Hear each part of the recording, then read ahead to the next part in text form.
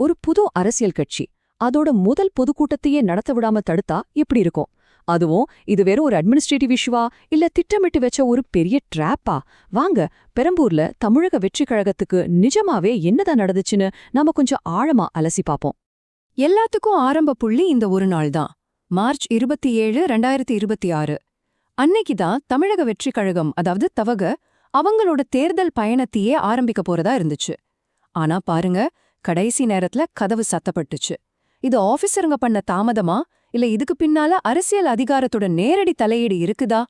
விஷயம் என்னன்னா, இது வெறும் ஒரு தடையோட நிக்கல. ஒரே நாள்ல 3 பக்கத்துல இருந்தும் அடி விழுந்துச்சு.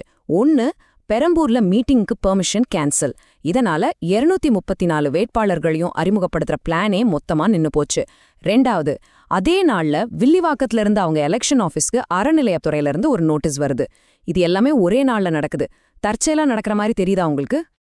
இதுக்கு தவேகோவோட ரியாக்ஷன் ரொம்பவே வேகமா, அதே சமயம் ரொம்ப கடுமையா வந்துச்சு. அவங்க தலைவர் விஜய் இது ஜனநாயகத்தின் மேல நடத்தப்பட்ட ஒரு பாசிச தாக்குதல்னு ரொம்ப நேரடியாவே சொன்னார். அதாவது ஆளும் திமுக அரசு போலீஸையும் மத்த அதிகாரிகளையும் தங்களுக்கு சாதகமா யூஸ் பண்ணிக்கிறாங்கிறது தான் அவங்களோட நேரடி குற்றச்சாட்டு. சரி, இப்ப நம்ம மனசுல வர முக்கியமான கேள்வி என்னன்னா, பெரம்பூர்ல நடந்த இந்த விஷயம் மட்டும் தனிப்பட்டதா, இல்ல இதுக்கு முன்னாடியும் இந்த மாதிரி சம்பவங்கள் நடந்திருக்கா? ஒருவேளை இது ஒரு பெரிய பிளானோட பகுதியா இருக்குமோ? வாங்க, இத புரிஞ்சுக்க நாம கொஞ்சம் பின்னாகி போய் அந்த டைம்லைனை பார்க்கலாம். இந்த டைம்லைனை பார்த்தா நமக்கு ஒரு விஷயம் நல்லா புரியும். இந்த அழுத்தம்ங்கிறது பெரம்பூர்ல ஆரம்பிக்கல. முதல்ல பாருங்க, செப்டம்பர் 2025ல திருச்சியில பெர்மிஷன் மறுக்கப்படுது.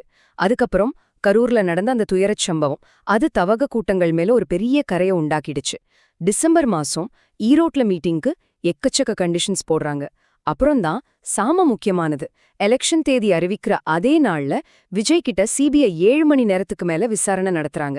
கடைசியா அவங்க மீட்டிங் நடத்துறதுக்கு கொஞ்ச நாளைக்கு முன்னாடி அதே பெரம்பூர் தொகுதியை பாமகவுக்கு ஒதுக்குறாங்க. சோ தவக தரப்புலந்து பார்த்தா இதெல்லாம் தனித்தனி சம்பவங்கள் கிடையாது, இது ஒரு திட்டமிட்ட நெருக்கடின்னு சொல்றாங்க. இந்த ஒப்பீட்ட பாத்தீங்கன்னா விஷயம் இன்னும் தெளிவா புரியும். டிசம்பர் 2025ல ஈரோட்ல தவகை மீட்டிங்க்கு 84 செக்யூரிட்டி கண்டிஷன்ஸ், அது மட்டும் இல்லாம 50,000 ரூபாய் பத்திரம் வரை கேக்குறாங்க. ஆனா அதே சமயத்துல சென்னையில நடக்கிற அதிமுக மீட்டிங்க்கு ஒரு கண்டிஷனும் இல்ல, எந்த பத்திரமும் இல்ல. ஏன்? சென்னை ஹைகோர்ட்டே தவக மேல போட்ட சில நிபந்தனைகள்ல பாரபட்சம் இருக்கலாம்னு சொல்லியிருக்கு. இது ரொம்ப முக்கியமான ஒரு பாயிண்ட் இல்லையா? இந்த மொத்த விஷயத்தையும் ஒரு அரசியல் சதுரங்க ஆட்டமா கற்பனை பண்ணி பாருங்க. இதுல 4 முக்கியமான ஆட்டக்காரங்க இருக்காங்க. அவங்க ஒவ்வொருத்தரும் அவங்க கணக்குப்படி தான் காய் நகர்த்துனாங்க. ஆனா ஆச்சரியம் என்னன்னா, அவங்க எல்லாரோடைய நகர்வும் சேர்ந்து தவேகவ ஒரே இடத்துல கட்டி போட்டுச்சு. அந்த 4 பேர் யார் யாருன்னு பார்க்கலாமா? முதல்ல ஆட்டக்காரன் நம்பர் 1 திமுக. அவங்க தரப்புல இருந்து அதிகாரப்பூர்வமா என்ன சொல்றாங்கன்னா, நாங்க வெறும் ரூல்ஸை ஃபாலோ பண்ணோம் அப்படின்னு தான். ஆனா நீங்க மேப் எடுத்து பாத்தீங்கன்னா, பெரம்பூர் தொகுதி முதலமைச்சரோட கொளத்தூர் தொகுதிக்கு பக்கத்திலேயே இருக்கு. அப்போ அவரோட கோட்டைக்கு பக்கத்திலேயே தவக இவ்ளோ பெரிய கூட்டத்தை நடத்தி பிரம்மாண்டமா ஆரம்பிக்கிறதுங்கிறது ஒரு நேரடி அரசியல் சவால் மாதிரி தானே. அதை அவங்க சும்மா விடுவாங்களா? 2வது ஆட்டக்காரர் சென்னை போலீஸ். அவங்க சொல்ற காரணம் பொதுமக்களோட பாதுகாப்பு. கரூர் சம்பவத்தை சுட்டி காட்டுறாங்க. சரி, அது நியாயமான கவலை தான். ஆனா இங்கதான் ஒரு பெரிய கேள்விக்குறி வருது. தவக பெர்மிஷனுக்கு அப்ளை பண்ணதுக்கு அப்புறமா அந்த மீட்டிங் நடத்தவிருந்த மைதானத்தை ஏன் திடீர்னு தோண்ட ஆரம்பிச்சாங்க? அந்த ஆர்டர் கொடுத்தது யாரு? இதுதான் இங்கே $1 மில்லியன் கேள்வி. 3வது ஆட்டக்காரர் தேர்தல் ஆணையம். இங்கதான் ஒரு டெக்னிக்கல் பிரச்சனை வருது. அதாவது ரூல்ஸ் படி எந்த அரசியல் கூட்டமா இருந்தாலும் ஸ்விதான்னு ஒரு ஆன்லைன் போர்ட்டல்ல 48 மணி நேரத்துக்கு முன்னாடி அப்ளை பண்ணணும். தவேக் என்ன சொல்றாங்கன்னா, நாங்க சரியாதான் அப்ளை பண்ணோம்னு சொல்றாங்க. ஆனா கமிஷனர் ஆபீஸ்ல பேப்பர் அப்ளிகேஷன் மட்டும்தான் வாங்கினதா சொல்லப்படுது. இதுல யாரு சொல்றது உண்மைன்னு தெரியணும்னா அந்த போர்ட்டலோட சர்வர் லாக்ஸ் செக் பண்ணாதான் தெரியும். 4வதா ஒரு ஆட்டக்காரர். இவங்க கொஞ்சம் மறைமுகமா வராங்க. பாமகவும் தேசிய ஜனநாயக கூட்டணியும். இங்கேயும் டைமிங் தான் ரொம்ப முக்கியம். தவகோட மீட்டிங் தடுக்கப்படுறதுக்கு வெறும் 3 நாளைக்கு முன்னாடி பெரம்பூர் தொகுதிய பாமகவுக்கு ஒதுக்குறாங்க. சரி, அங்க அவங்களுக்கு பெரிய ஓட்டு வங்கி இருக்கான்னு பார்த்தா அதுவும் இல்ல. அப்போ இந்த ஒதுக்கீடு எதுக்கு? ஜெயிக்கிறதுக்கா இல்ல விஜயோட வேகத்தை குறைக்கிற ஒரு வியூகமா?